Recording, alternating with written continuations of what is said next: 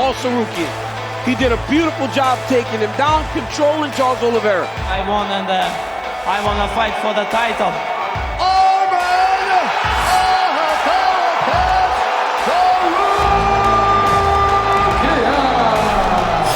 So the first underdog to cash at UFC 300. I'm the best lightweight in the world. Renato Moicano.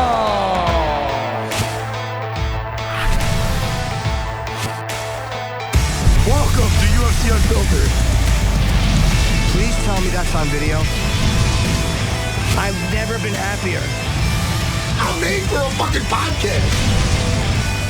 We're dangerous. Listen to me. We're out of here.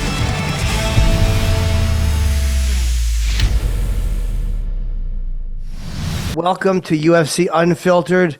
My friend Matt and I will be joined today by Renato Moicano, Arman Tsarukyan as well.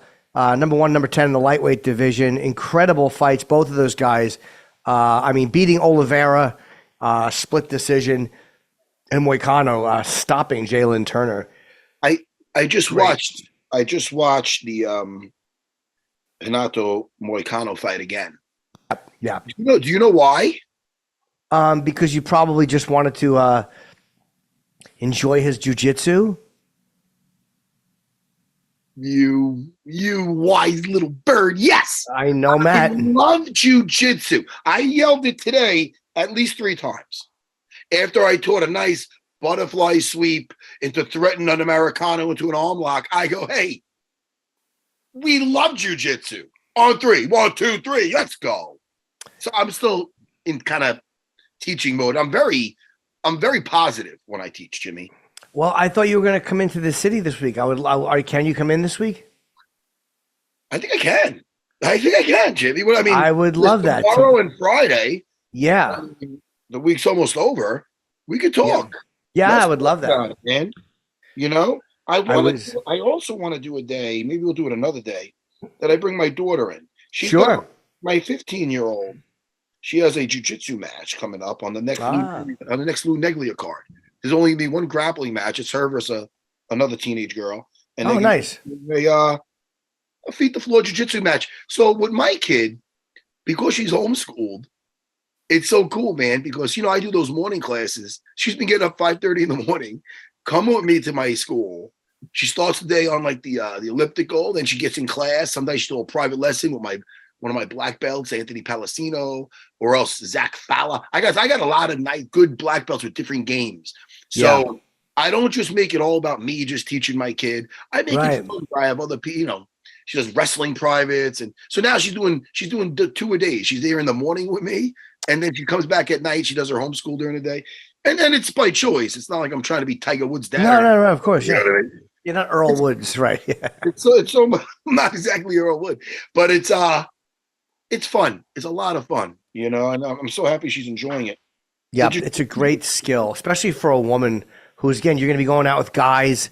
There's always a different threat for women than for men. So I think any woman that knows jiu-jitsu is in so much better shape. It's just such a good thing to have. I think it changed your swag, Jimmy. Even when we're talking about the fights, like when I watched Renato Moicano's fight versus Jalin Turner, I love the way he uses his strikes to set up his takedowns. Yeah, because he never looks desperate, even though he's going with a guy 6'3" in the 155 division. He doesn't look outgunned, even though that guy is so dangerous, and put him down in the first round. I want to hear about his approach on the ground. I've seen it. It reminds me of Frankie Edgar versus, say, I think Cub Swanson, where a lot of ground and pound, a lot of the ground game is based on working it off of half guard. Because when you ground and pound in half guard, even though cross-side side control and mount is a superior position, you could argue that it's harder to hold somebody across side than in half guard. And in half guard, I'll point to it in this last fight versus Jalin Turner. And also, if you look back on a couple of Frankie Edgar's fights when he does the ground and pound, is when you put yourself in half guard, you know his escape routes. So if he explodes this way, you're going to go cross-side. If he lets his guard down, you can go to 3/4 mount. That's when your knee's right over. So that's what he did, right? Yeah, that's exactly what he did. Yeah. And in jiu-jitsu, it's so funny. I've been teaching all week. You get to that 3/4, how to pass into a nice tight mount with double underhooks. But in MMA or in a fight, a lot of times when you get that knee to the floor, you might not technically get points for a mount, but you don't need it because that's where the fight changed. He was, and Jalin, to his credit, you heard him saying he was doing some gi jiu-jitsu before. Yeah. Gi jiu-jitsu, and sometimes the gi jiu-jitsu, it helps you being held down more because they have more handles. He was, and this is funny because in a night where guys weren't using their lower body, Jalin Turner was. He was trying to capture the foot in the beginning, but you're dealing with levels on the floor where just because you capture somebody's foot, next thing you know, you capture their knee. Now you're in half guard. Renato was not letting him get that much real estate back. So even though he'd get, all right, a little bit of ground back, all right, he's not fully mounted, I got his foot, he still has such control that he could just, the strikes make such a difference. So I really want to ask Renato if the ground game was based on working from half guard, you know? Yeah. It was such a good fight. And Turner, I think, hurt him too. With that looked like those front kicks right in the beginning of the fight hurt him, so he seemed like to wanted to get Jalin on the ground fast. He seemed like he wanted to take him down quick because they said he looked like he was hurt in the very, very beginning of the fight, and then Turner knocking him down at the end. Well, I'll tell you right now, Jimmy, it's a little early to start singing this, but he didn't want to run away. I was listening to Post Malone earlier. Oh, by the way, I want you to know. Don't you dare stay. Don't you dare. Don't hold on. I know what you're going to say. Don't you dare. Because you never comment on anything of mine. Don't you dare ruin my mornings. Because I like to have a nice morning in my Serra Snuggie. Sure. And sometimes I get greeted by one of my black belts. In this case, it was my Filipino stunt double, black belt Jedi Johnny. Who pretty much he is the reason how him and Jedi Sue they did behind the counter over at Serra BJJ. What would I do without Johnny and Sue? I say that often. So I get greeted by him in the morning, and I just say a nice little line, and then I felt through the text you didn't say it, but you should have just wrote "ugh." I don't know how to spell "ugh." Now tell me what you're talking about, please. Matt was happy to see his black belt. Yeah, and I was enjoying the video. I was like happy to see Matt in his little snuggie outside, partaking in something. Yeah. And his friend walking in, everybody just seemed happy. And unfortunately, I should have just closed the video there, but I had to hear somebody yell, "The early bird gets the Kimura." Who yelled that? Kimura lad yelled that.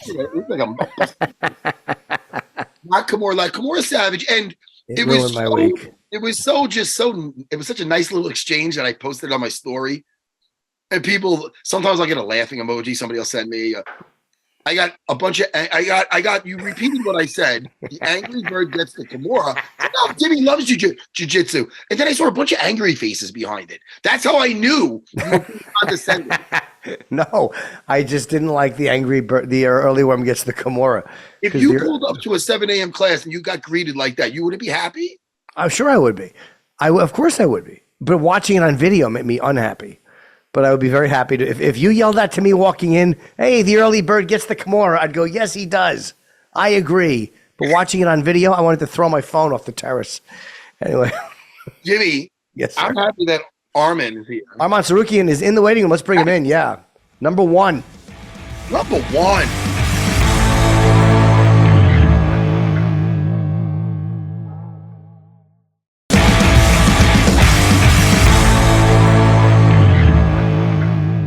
Yes! Tell you, he looks clean for a guy that just had a battle. Look at him. Yes. Hello, sir. Man, hello. How are you? You look clean. I feel like it's the interview before the fight. You look pretty clean here, buddy, for being in there with a murderer. Thank you so much. The fight was good, so I didn't get a lot of bruises. It was a great fight. Oh, fantastic, man. Congrats on the fight. And let me ask you, you are one of the few guys that are not afraid to go down to the floor with Charles. You expected there was going to be some heat down there, didn't you? But you weren't afraid of the fire. Yeah, of course. Like, he's one of the best on the ground.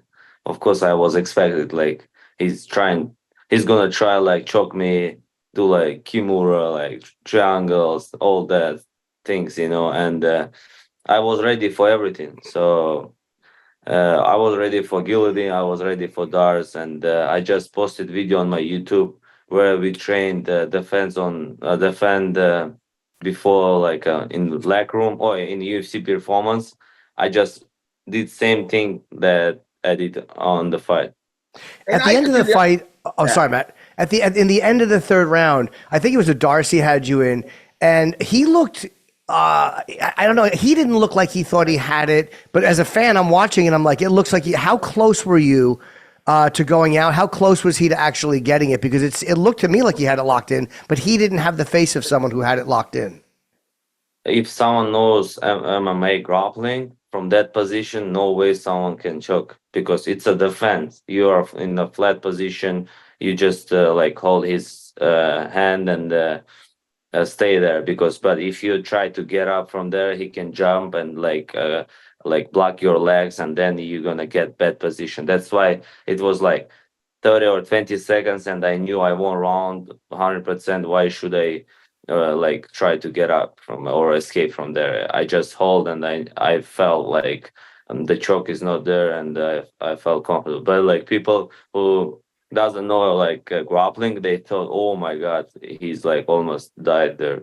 His face didn't look like Charles looked like he knew he didn't have it. Even though he was locked up, he didn't look like somebody who was about to finish. I was like, it looked great, but it didn't look like on his face that he thought he had it. So you were comfortable there.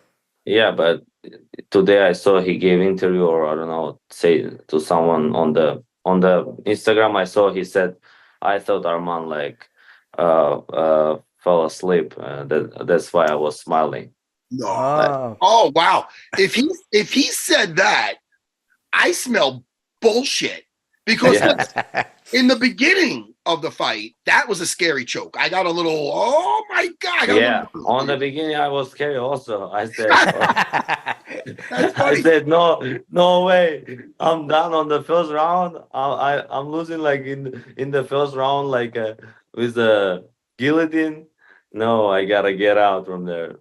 Now, when you got with that first one, I know the moment must be like, oh, everything I put into this, holy shit moment. Now, I felt I saw there was no way you were tapping. You were going to either go to sleep or get out. You got out. It probably felt like an eternity. But once you were freed from there, how great did that feel? It was like, okay, I'm still in this mother effer. I mean, when you got out of that choke, tell me. So when I got that choke, I didn't panic. I knew I'm gonna get out, and I knew like I'm gonna win this fight. I don't know why, like just that prediction on my mind, like no way I'm gonna tap or lose. So he got on my mount. He was on my mount, and still he was on my mount like 1 minute, and like tried to like elbow me or like do something, and I was calm, and I don't know why I thought, oh, it's no problem. If I lose even this round, next round I'm gonna kill him, like I'm gonna win him. I don't know, like I was super confident. This is first time in my life. I don't know. When he had you in that choke, what was it off by a little bit? Was there a little more of your chin? What made you realize that you could survive that choke in the first? Yeah, it was tight, but I knew how to escape from there. That's that technique. Like I gotta like, as I know how to escape from there, and that's why like it takes time. You can't like just jump from there right away or escape. It takes like 10 seconds, 5 seconds. Especially like we were dry, and that's why it was more difficult that if we was sweat. With the escapes, it's timing. You can't just learn an escape and go, oh, that's the way out. No, you have to be put in that situation over and over again. Definitely. It's trial and error. Why am I getting caught in practice? Okay, this is happening, that's happening. You got a little parumpa what you're telling you, nah, do this, do that. You worked that out in training. How much of this training camp was you being put in very bad positions with guys on your back, with guys with chokes practically locked on? Because there's a huge difference, Arman. You could have just said, all right, your wrestling could negate his jiu-jitsu, could take it away. I don't want to point to this fight as if he did this, but Cody Garbrandt versus Figueiredo. Cody Garbrandt's got good wrestling, but when he was on his back, and I really like Cody. I don't want to step on him when he's down. You did not see the hip movement. You did not see the defensive maneuvers on bottom. They weren't there. His hips were dead from the waist down. How much of bad positioning did you start training did you do in this camp? I think 50% of my wrestling, someone was on my back. That's crazy. And last like week, I said, "Oh my God, like this position, I hate this position." Like during the sparring or like wrestling, I never give my back.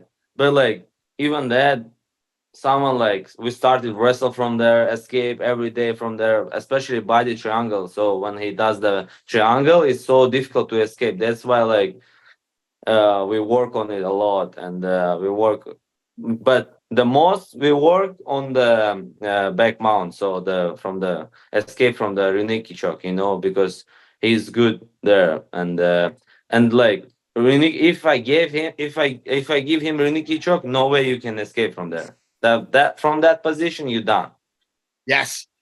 I mean, guys have to be willing to look bad in training, because it doesn't. There's only one day you have to worry about looking bad. That's fight night. When guys don't want to get strangled in training, they know the sparring partners are lining up. They want to be in there in the 5th round when you're tired. It doesn't. These little battles don't matter. You're getting ready for the fucking war. These all lead up to that. You have to start in these bad positions. And last round, a lot of times when the guys are dead, now start in the back there. They're looking at me like, well, I can't hardly defend. Well, that's what I want. I want you dead tired looking to get out of there.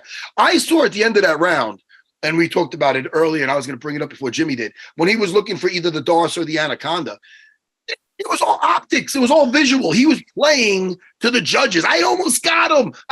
He didn't almost. I knew you were chilling. I wasn't like, oh, no. Jimmy was. I'm a white belt, so you're right. I was. Yeah. But hey, man. Yeah. That really. But it's okay. So. Yeah.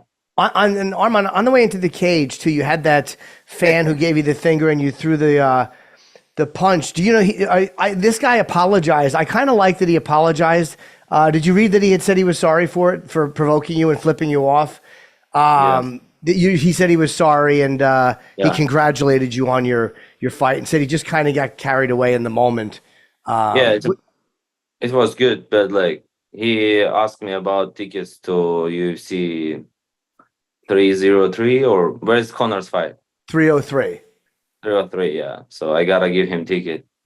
Yeah, that's fair. Wow. I mean, he seems like he's like, look, I get carried away. I'm really sorry. Congratulate. Yeah, he's not a dick about it. Yeah, no problem. I'm good tickets, too. It's cheaper than a lawsuit. I mean, fuck him. You know. And the guy's a great story. But yesterday I heard I'm gonna get trouble with the commission. Hey, doesn't matter. You're a fucking superstar. Yeah. Tell the commission to relax. You know what I mean? You're on top of the world.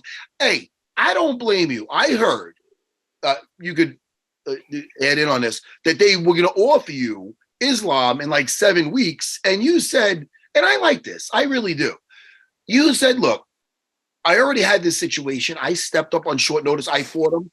And I wasn't as prepared as I could have been if I had 8 to 10 weeks. That's what I want. Why? I deserve it. I'm the guy in the spot now. Yeah. I didn't took out the former champion. Why do I have to be rushed into this? I agree 100%, bro, because if you lose, no one's going to want to hear anything. You know? So how do you feel about that? Of course, if I lose, never going to say, oh, thank you. You like take this fight before 7 weeks. No one going to say that. That's why, like, I got to, for Islam, I got to, recovery now, and then like chill, and then started like prepare from like my body to train hard, and then started train hard. I want to start train on the highest mountain and then middle mountain, then came to the, I mean, like a lot of things, like I gotta do, and I want to be ready 100%. And then when I fight, and after that, before fight, I can say I gave all my best. I'm here, done, Yeah. If you not think, oh, I didn't have time, so I'm like gonna think about that, and like, yeah. So that's why, like, I'm gonna train hard, and I know the UFC gonna make it because I'm gonna fight with a winner in October or September. I don't know. Like I'm ready on June and the end of uh, June, July. I'm like ready because I need like 12 weeks. For 5 round fights. I gotta do like a lot of sparrings. Yeah. This is championship fight. This is like you can't fight for the belt every year. I was waiting this moment like I've been waiting like 5 years. To be like a number one contender. Yeah, especially since, it wasn't like there was a first round knockout against Oliveira. That was a really tough 3-round fight. I mean, you went all 3 rounds. So, yeah, then to ask you to get ready for a 5-round fight on short notice, it is a lot. And I think you're smart to wait. Again, it's for the championship. You don't want to, if you lose, you want to lose. You don't want to say, well, fuck, I should have waited.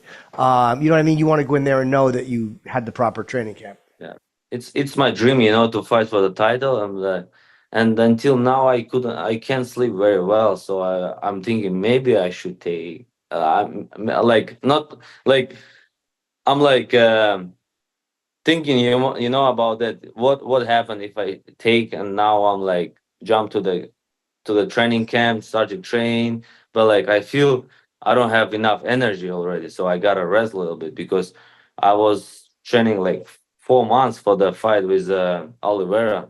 Since December I started train, and after my fight from with Benil Dariush, they told me they're gonna give me fight like a contender fight. And that was this, and now Yeah.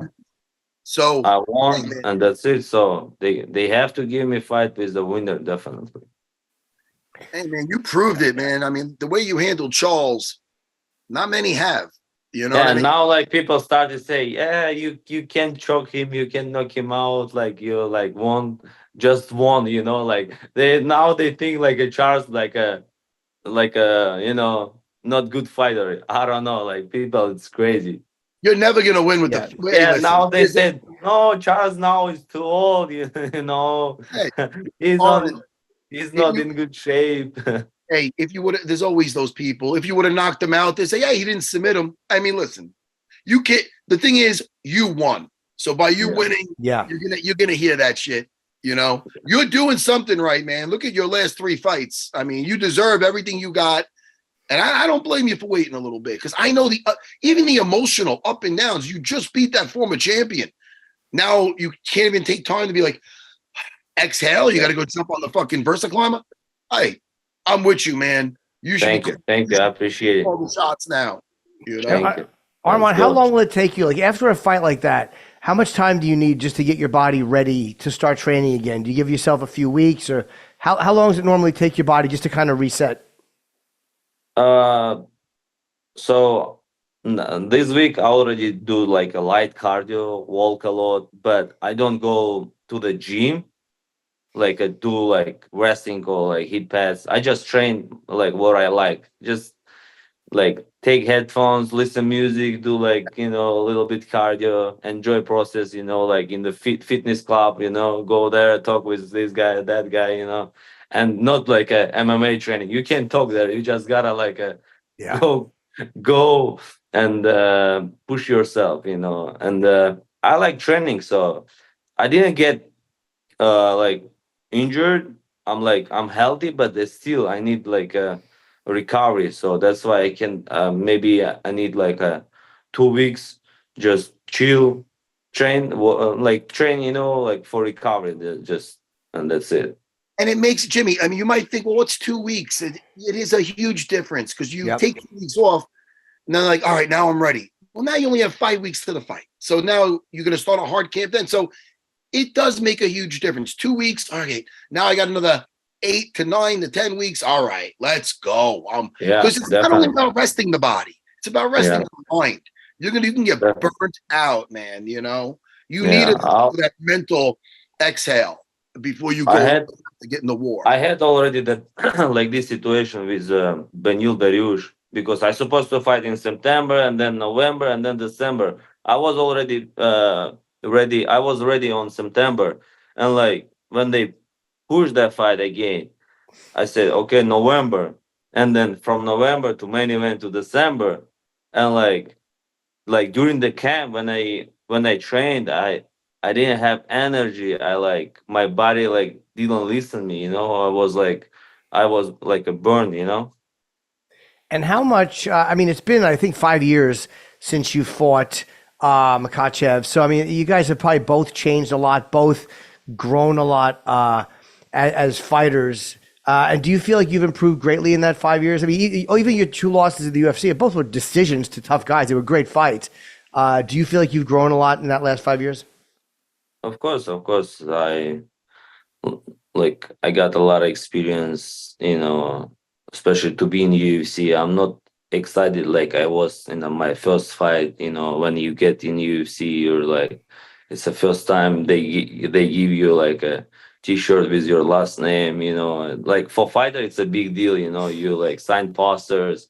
But like now, I'm like coming like my home. You know, just I know everything, and like I don't care about like all these media things. You know, I just like calm, and when I go to fight, I feel great. You know, I'm not scared. Like I'm not worried about fight like it used to be. It's different when you first get in the UFC, even if you have a lot of experience, it's not the fight itself you're really nervous about. It's the production. It's everybody around you, the tension. Yeah. All right, you're on in 5. All right, you got to walk. And you're just, it's like, wait, I'm used to fighting, but oh shit. Well, and then you start to settle in and be like, all right, you're on in 5. All right, the fight's not starting without me. You know, you're the guy. Like in the beginning, you're like, you're happy to be there. You feel the tension because and it's like, oh, that's the biggest thing I feel. Yeah. Or like you started like warming up and like camera guy can't, you gotta like do shadow box. Please, can I, or like you saw that like, this, that. And like now I know my old schedule. I came like 30 minutes before. I take my blood, give my blood, or all this thing, and then tape my hand, and then right away I like call camera guy, give the shadow box, and then I'm like free, you know. That's the biggest thing when people go there. People like the UFC jitters. It's the whole. It's not the fight itself. It's not the caliber of fighter. Even it could be a little of that, but it's the whole the whole production. You feel the tension with they're getting nervous. They don't want to miss a shot. You feel that. It's how to deal when you get comfortable with that, the process, another day in the office. And that's how you look now. You are fired up going out there, man. Not just because of that fan. F that guy. I don't think he deserves tickets, but you were a man on a mission, dude. And that's the kind of that's the look I want to see in your eyes when you're going for the title. That's how we know that dude is rested and trained. Let's go. Yeah, so I felt same thing, you know, like that day no one can beat me. I don't know, like I felt that. Yeah, like was super fun day. So and like when I saw my Armenian people was there too, you know, like a lot of flags. I was super happy, you know. What about the love you're getting? Because we hear about the hate, the people saying this and that. What about everybody back home? Yeah. What was everybody saying? They have to be thrilled for you to take out a former champion like that. Yeah, now they're saying you just beat the old guy, you know. I don't want to hear that shit. You're still people. Charles Oliveira. Your people can't be saying that. They must be saying that's our guy. No, that my haters, you know, like my haters. But like to be honest, I'm proud of myself, of my team. I'm like, thank you for everybody who helped me for this fight, and you know, we did what we have to do. Man, I can't wait to see you fight for the title, bro. I can't wait. Me too. I'm like, I don't know how I'm gonna watch the fight in June 1st, but like, so. Well, it'll either be against Islam or Dustin. And again, we'll talk to you before then, whenever you get that title fight. You've earned it. Congratulations. You know, I mean, you beat the toughest guy ahead of you. You beat. And congratulations on number 1. You deserve it. It shouldn't have been a split. It should have been a unanimous, by the way. Yeah, I was surprised it was a split. No, it's we already had that conversation, and judge said it was his mistake. So now he's good. Well, what an idiot! It was his mistake. What if 2 of them made a mistake? Yeah, and like they break my career. You know, I'm like step back and like I need 2 years again to like climb to the top one. That's crazy. Yeah. And like you see if you lose, you're like, okay, You're go gone for a bit. Yeah. go back and like fight 15 again 10 and then like come to the fight. Hey, listen, you are ahead of the line and you deserve to be there, bro. You're the beginning of the line. Congrats, dude. Great fight. Thank you. Congratulations, sir. Thank you so much for your Well, time, guys. We'll talk to you again, man. I appreciate you coming on. Thank you. Thank you. All All right, thank you. Arman.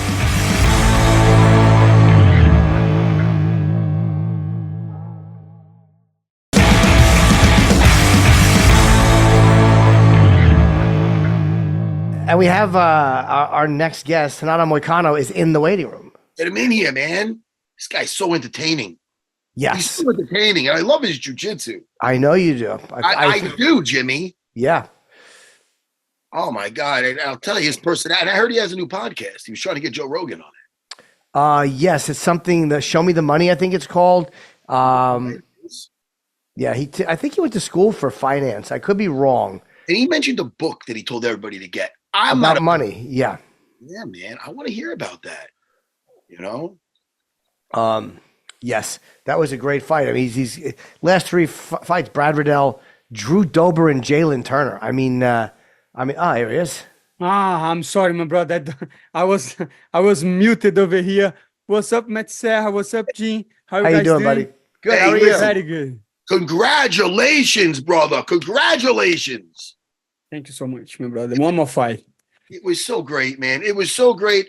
I want to ask you, first of all, I love the way you never look desperate for the takedown. Your stand-up is solid, but you know the differences with levels on the floor. So you never look desperate to get it down there. It's not that you cannot hang with a guy like Jalin Turner, but you know the levels of a Jedi on the floor. So when you took him down, was the goal to work specifically from half guard to work him over?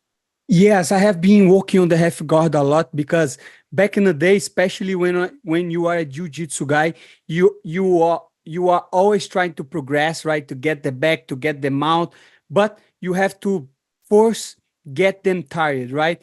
Half guard, make them push, make them try to escape, and then you go to the 3/4 mount, and then, right? Then you get the back, or you get the TKO, or you get the submission. But back in the day, I was still rushing too much to get the submission. Nowadays, I am trying to approach more like a wrestler, right? Establish position, dominant position, and then go from there. Were you hurt at all? Oh, sorry, Matt. Were you hurt at all in the first? He threw a couple of kicks early. And did he stun you with those kicks? And how did they affect you? Yes, Jalin Turner is like 6'3", a giant guy for the lightweight, and I was not expecting that because usually I am 6 foot, right? So usually I am taller than my opponents. So the distance for me was a little bit off because he was big. And then he got me with a good kick, and I say, okay, he's not gonna throw that again. And then he threw again. And then I say, okay, I need to put this fight on the ground as soon as possible. and then I went for the takedown, and was a very easily takedown. To be honest, was not hard to get. I didn't feel he's super strong, and even on the ground, but he's just too tall, hard to control. He got up because he put his back on the cage. He stood up, and then he hurt me on the end of the first round because I was too comfortable at the time.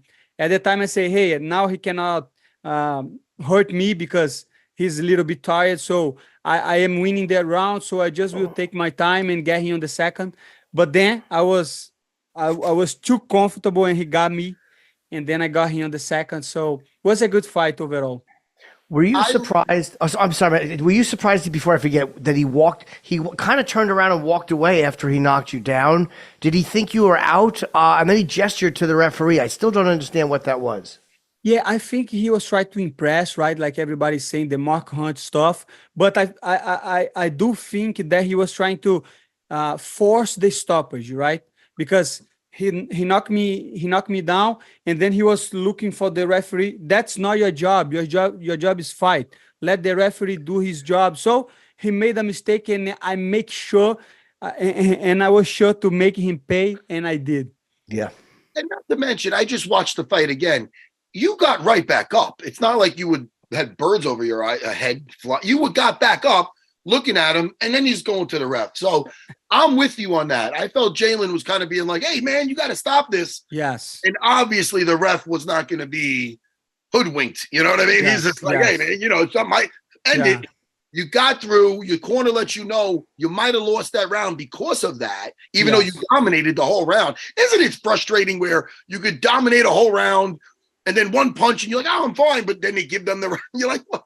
Yeah, but I agree with them, because in the end of the day, on the first round, he was closer to the finish than me, so I would give him the round to him. But what you're saying is exactly what people do, like when they do ground and pound and they keep looking to the referee, like stop the fight, stop the fight. That's terrible, my brother. Try to hurt the guy, try to knock the guy out, and let the referee do his job. He's getting paid for that, and I think he's a lot. So don't try to steal his job. And you got up very quickly. You were up fast. It wasn't like you were laid. Your head didn't. You went down and you jumped right back up. Like it looked like you were stunned, but it didn't look like you were that hurt at all. Exactly. He got me, but like I say, I cannot afford to lose. I'm not losing, and I got back. I got up, and I survived the storm, and I recovered on the minute of the rounds, the rest. And then I went right back his face. I punched him in the face a couple of times. I put him in the cage, and I did my thing. That is jiu-jitsu, and I hurt him. And I'm really, really happy with this victory. It's really smart, man. The way go back to the strategy. I've seen it earlier, and before you got on, I talked about Frank Yeager versus Cub Swanson and some other guys fighting from half guard, because their escape routes. Some guys, when they're fighting, like say George St. Pierre versus BJ Penn back in the day, he wanted to force him up against the cage to get his arms full of blood, to kind of to make him less effective with the striking. And that's the same philosophy you're having on the floor. We know that half guard across a side control is technically better than half guard. Well, because there's more finishes, you're closer to getting them out. But sometimes the guys are harder to control, especially skin on skin. So you really, by slowing him down in half guard, it's really such as long as you're familiar with the dangers, man, and a black belt level, it's just such a smart philosophy. It really is. Did you think about that early on, or was it one of your coaches that says, look, let's work from here, or something you developed over time? Yes, like last fight, I was...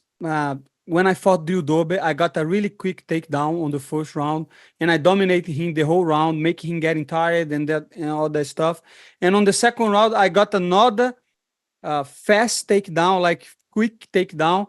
But then I was trying to advance, I was trying to mount, I was trying to take the back, and he turned and he hurt me really bad.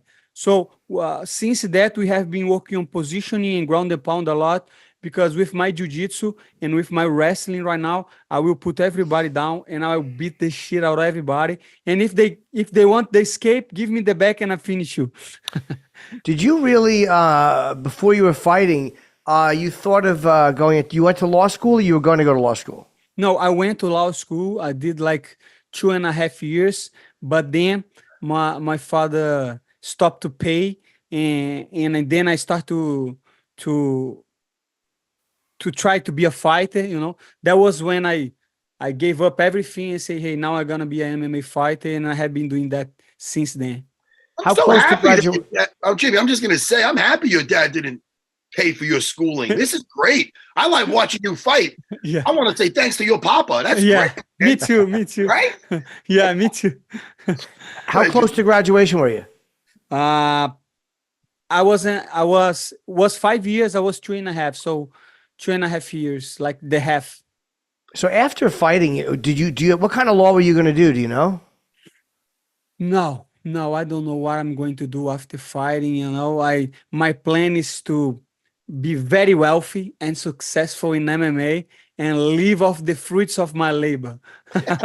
Oh, no, I'm sorry. When you were in law school, what type of law did you want to do? Criminal okay. No. We do everything in Brazil. So we did criminal, civil, you do everything. And after the specialization, you went for a specific area. So when you start in law school, you have to do all the disciplines. You learn everything. Okay. You learn everything. Yeah. Hey, Renato, what you are blessed with, besides great fighting skills, is a lot of fighters. They're like talking to a plant. You have a personality, man. Holy shit, man! You're funny. You're great on the mic. I heard that you're starting your own podcast, or it's going. You were getting Joe on there. You were trying. Tell me about this podcast, because I think it's going to be big. We have been doing this for like 3 or 4 episodes. Me, Gilbert Burns, and a co-host. We have been doing this podcast, and it's doing pretty well. Like you say, we have been putting the effort, the time. We have a studio. We're doing live, and it's a good podcast. When you can, if you guys can come up to have an episode, will be great. We are down here in Florida, and it's the Show Me the Money podcast. Watch on YouTube. Make sure you tune in. Is on Monday, we had the Cutman Tate. He was over there talking shit with us. Very nice. And I have my YouTube channel too, Money Moicano channel. So I'm doing podcasts by my own too. But right now, I'm really focused on the Show Me the Money, because it's such a good crew. Me, Gilbert Burns, and the other co-hosts. I have a very good time with them. And you're very smart too. To be involved in finance, because a lot of guys, whether they're entertainers or musicians or fighters, don't take care of their finances, and they wind up getting either stolen from, or they just piss all their money away. But you seem very aware of what's going on with your money, which is smart, because you're going to invest it. Do you invest? Are you saving for the future, or what is your financial philosophy? It's dollar cost average, because I'm not a specialist. So every month I put a little bit of money on SP 500, like VOO, ETFs. And in every month I put a little bit of money on Bitcoin. So I'm not a specialist. I'm not a guy that know the price. I'm not a trader. So I try to keep up with the market, timing the market. And I try to buy only the safe stuff, good stuff. Of course, I'm taking a little bit of risk on Bitcoin, but it's because I believe on its principles. I believe in Bitcoin. I believe in decentralization, and I believe in Austrian economics. So that's why I love Bitcoin. But it is still a bet, because we never know. Maybe the government can shut it down. The government can do a prohibition on that, because I think that takes power for the government, takes out money of the legacy system, and put on Bitcoin, a decentralized and better system. The money is for the people with Bitcoin. But other than that, I have some money on bonds. I have some money on high dividend accounts, and I like to put a little bit of money every month on safe stuff like SP 500. I have a little bit of Bitcoin and a little Ethereum, not crazy, but I don't enjoy it. Like once it goes up a certain amount, I'm going to sell it. Because it makes me too nervous. Yeah. Do you know what I mean? It's like dating a stripper. Yeah. Like, you know what I mean? Like, it's fun and there's a lot of great things, but where is she? It's Friday night and she's out doing coke. Like, that's what Bitcoin reminds me of. So that's a good comparison, But at the same time, I tell you something. If you get this stripper very, very cheap, one day she's going to be very, very rich. So I think it's worth to keep with her, Yeah, that's right. Hey, Renato, what book were you shouting out to read?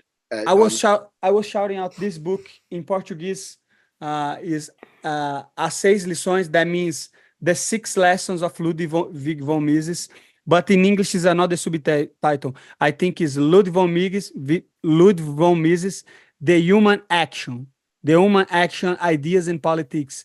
And this book is 6 lectures that this economic guy did on Argentina that talk about capitalism, socialism, interventionism, inflation, investments outside, and politics and ideas. And he gives broad ideas on these topics, and he teaches you about economics and politics. It's a very impressive book. It's very easy to read, very small, and I recommend everybody to do that. You and you also you might have talked about this last time. I don't remember, but you taught yourself English from video games, from playing online. Yeah. That's amazing. Because I have no grasp of foreign language. My brain won't do it. So I'm amazed by anybody who can self-teach. What was it? You would hear certain phrases. What was the one phrase you learned first, or what was it that you were like? How did you like go? Okay, I'm starting to understand this. No, of course, I think it's very hard for Americans because you have to realize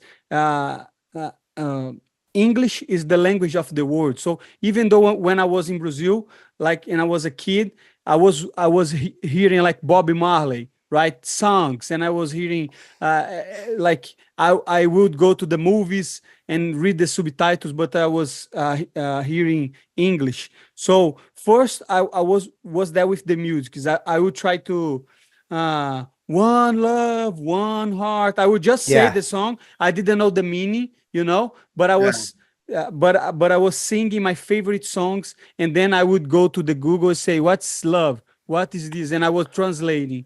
And then that started to get, but that's a long time ago, like 15 years ago, when I started to learn very, very well, was on the internet talking to other people that was playing video games. I was trying to pick it up. And another thing that helps a lot is like Netflix. Every time I would watch something, I put the subtitles in English and Portuguese, and I would try to get it. So I watched the movie one time with the subtitles in Portuguese, and the next time I would watch with the subtitles in English.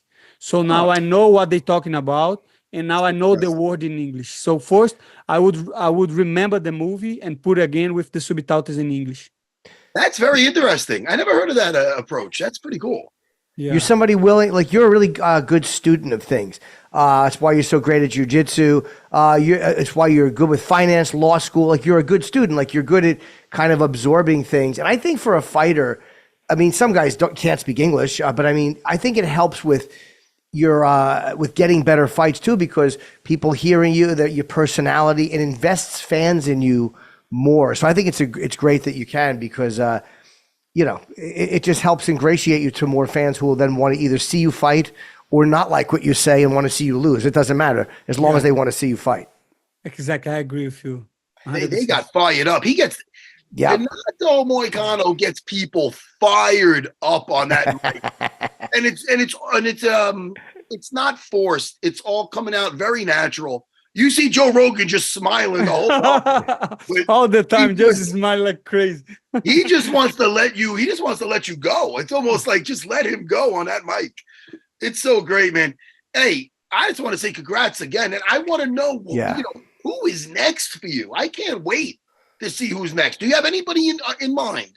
I think Paddy Pimblett, right? I think Paddy Pimblett is an easy fight. Moicano loves money, and I think he is an easy money. So I think that makes sense, right? That's a fight I'd like to see, man. I would love to see that. You and Paddy would be great. I like Paddy too. I think Paddy's good with the mic too. And people shit on Paddy all the time because he's got hype behind him. I think style-wise, that's a fun fight, man. Yeah. I do believe so. In July, I could even go to England. I know he likes to fight in England, right? So I don't care. The octagon will be the same all over the world. So I don't care. I will be here. I will be here in Brazil. I will be here in England.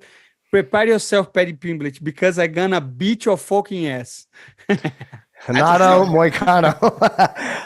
Thank you for coming on. You're a great fighter, and really, really love watching you. And I hope you get either Paddy or whoever you want next. I look forward to seeing who you get next. I'd love to see you against Beneil. There's a lot of great fights for you. Exactly. Beneil is an option too. Yeah, that would be an incredible fight. And congratulations, man. It was a really, really great win. One more time, Renato, your podcast with Gilbert Burns. Show me the money. Show me the money. All right. We're going to check that out. Thank you, Renato. And congrats again, man. Yes. Beautiful fight, brother. Thank you, Gene. Thank you, Matt. See you guys soon. Hope you guys have a wonderful day. Great day, sir. Thank you very much. Bye, Renato.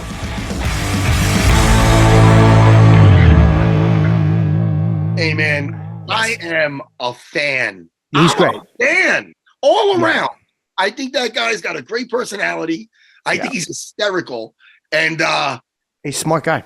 Listen, that is, I'm not a genius or nothing, but it's exactly what I thought. I love that strategy on the floor. I think that was you know, and you need the skill set to be able in jiu-jitsu to be able to pull off that strategy. But it was great. Wear him down from that half guard and then just have your way.